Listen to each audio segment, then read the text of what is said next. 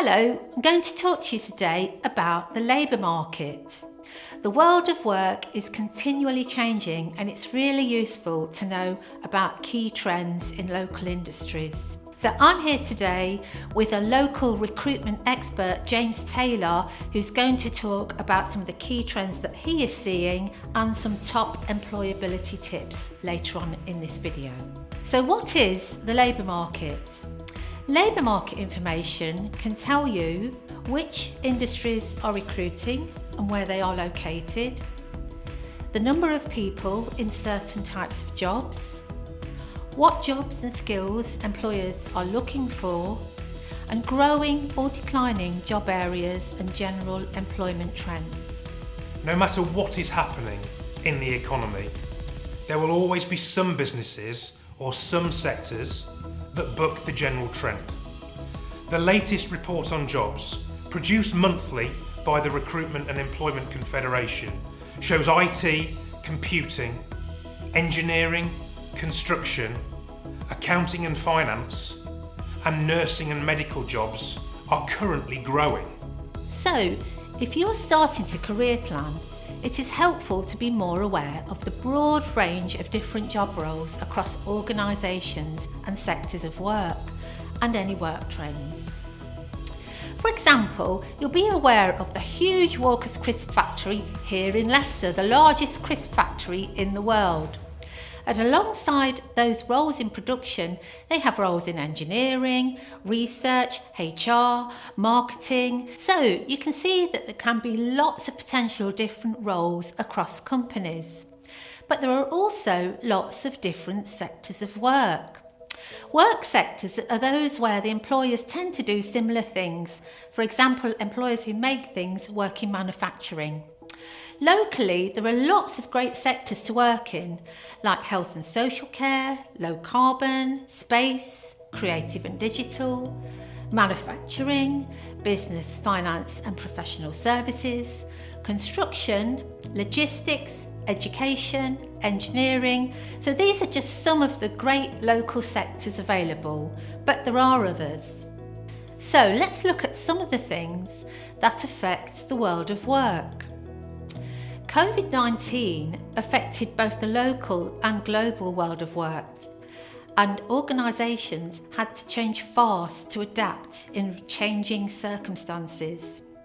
For example, lots of companies had to temporarily close or adapt to online services. There has been an ongoing trend for organisations to adapt to use digital services, and I see lots of IT vacancies every single day. Within the Leicestershire region, we see lots of blue chips and lots of SMEs all looking to recruit IT positions into their teams to help them to achieve that level of digital transformation that the market requires. Right now, Next in Enderby have got 80 live IT vacancies, and that's anything from front-end web developers to cloud engineers to software engineers. There are so many different types of job that exist within the IT department.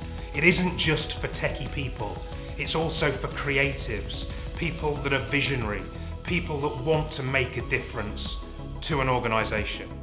Businesses exist to solve problems. So for example, although gyms had to close, they changed to offer online classes. Many cafes and restaurants also had to close for eat-in customers, so they started to offer takeaways. Sadly though, some sectors have been hit very hard, like travel, tourism and the events industry. We still do not know the long-term impact of COVID. We do know that there will be more competition for jobs.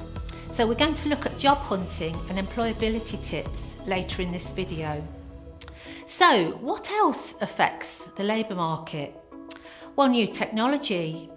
You may be aware that artificial intelligence and automation is increasing across organisations. Taking care of the environment is also key. There are a lot of government directives, so all organisations have to look at the way they can reduce waste and be more environmentally friendly. There's also a changing workforce with more flexible working and more short-term and long-term project work rather than full-time permanent jobs. So that's an evolving new trend that we are seeing. So when thinking about your career ideas, it is so useful to consider what is happening in the labour market. Assess trends around you, but also have a backup idea. Anna mentioned the growing use of technology across sectors, which means a high demand for the following hard skill sets. Number 1, coding and programming. Number 2, big data and all things data. Number 3, digital marketing. Number 4, cybersecurity. Number 5, artificial intelligence. 6, data science skills. 7, skills to design and develop augmented and virtual reality applications. And number 8, skills in cloud computing.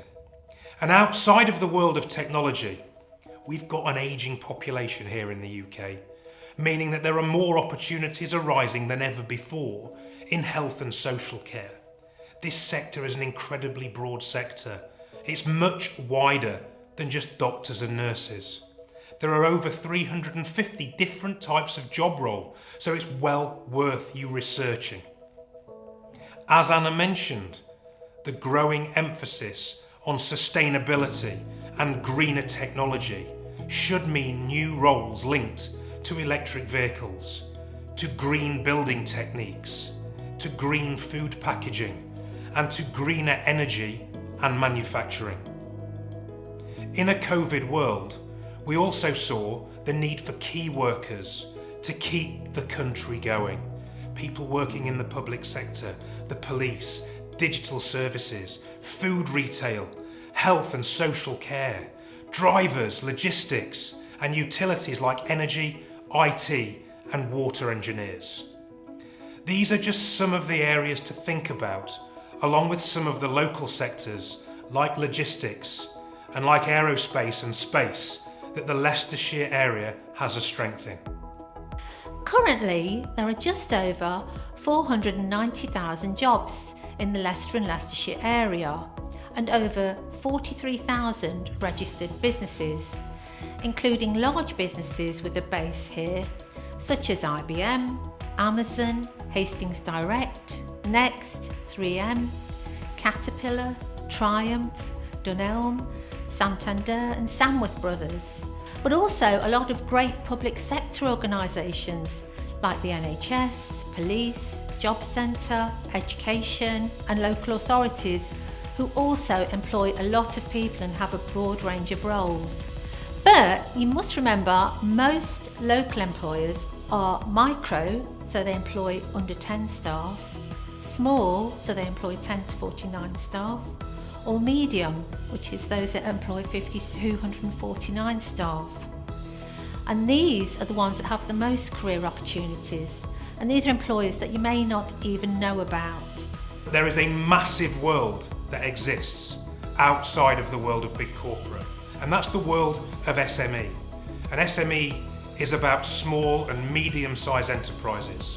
And I'm a massive fan about working for SMEs. You are closer to the action. As a first role straight from school or straight from university, if you are prepared to roll up your sleeves, to work hard, you've got an opportunity to make a real difference in the way that you don't with a big corporate. Within the world of an SME, you will get to meet the managing director or the chief exec. You will get to know his or her name. You will meet them at the water cooler or the coffee machine. You will get the chance to make a real name for yourself. You are so close to the leadership team that if you do a good job, you will make a difference, you will get recognised, and you are much more likely to be promoted quicker. You will get a much broader breadth of experience if you manage to secure a role within a small to medium-sized organisation. So, that's a quick overview of the labour market. I finished university with a 2-2 degree in accountancy. I realised really quickly that I didn't want to be an accountant, probably within the first 15 minutes of my 3 years at Newcastle. When I first walked through McEldowy's doors, it was for them to help me to find a job. 3 hours later, I'd been spoken to about becoming a trainee recruitment consultant. I really liked the sound of it. It sounded right up my street. I got turned down. I was devastated. I picked the phone back up to the managing director. I offered to work for free. That was back in 1997. Today in 2020, I am the chief exec of McEldowy, a business that has 60 staff that works predominantly recruiting highly talented people into the SME sector. I've got 5 top tips for job seekers. Number 1 has to be, don't panic. No matter how tough the situation seems, do not panic. With that in mind, number 2 is don't spray and pray. Do not just keep hitting send on a job application form to hundreds of employers. You will have very little success if you work that way. Number 3 is write down your passionate list. What is it that gets you excited? What are you most passionate about? What are your favourite lessons? Make a list of those things. Then number 4, once you've got that list, have a look at all of the major job boards and see which of the jobs reconcile and tie in to your passionate list. Once you've done that, point 5 is tailor your applications. Use the language that it says in the job advert or in the job spec, and use the same language on your CV and on your covering letter, and you will experience a much, much better ratio of CV sent to first interview secured. So be different. Stand out from the crowd. 2 covering letters are better than 1. These days, hardly anybody receives a handwritten envelope anymore. Obviously, you're going to write a covering letter online, on email, to accompany your CV. But do the same thing in paper format. Go old school. If all else fails, offer to work for free for 2 weeks. Work experience is a brilliant thing to get onto your CV anyway. And if you can prove yourself within that first 2 weeks, rest assured, an organisation is not going to let you go. Therefore, by working for free for a couple of weeks, you are very, very likely to secure yourself paid work for the foreseeable future.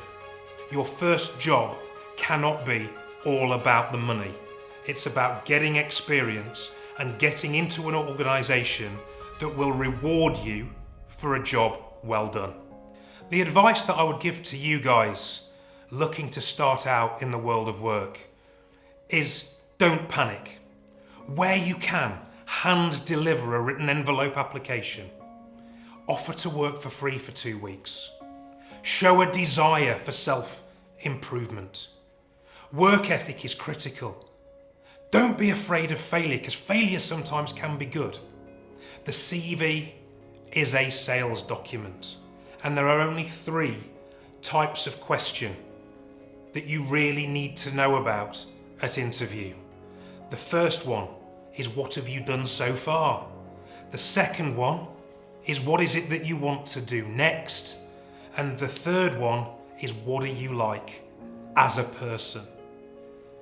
Every single interviewer will ask you, what do you know about us? And have you got any further questions? Those are the 2 areas where you can make a massive difference to your overall performance at interview. You also need to get a LinkedIn account if you don't have one already. and learn how to use it. On many, many occasions, guys, it's not the best candidate that gets the job, it's the keenest, it's the most passionate candidate that gets the job.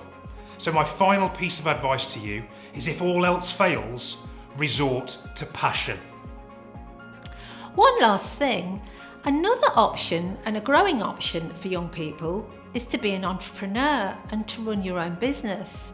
If you can spot a gap in the market and have a strong business plan, tenacity and talent, it's a great start. Good luck, stay proactive and stay curious.